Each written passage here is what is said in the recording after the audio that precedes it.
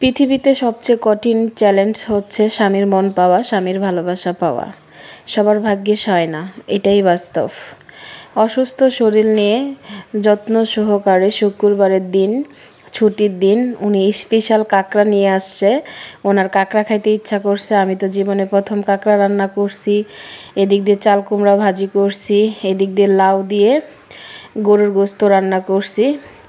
করে সাদা সাথে ছিল সাদা ভাত, সব কিছু আইটেম সে নামাজ থেকে আসার আগে রেডি করে বেড়ে পানিটাও পর্যন্ত ঢেলে আমাকে ওনাকে খাওয়াইতে হয়।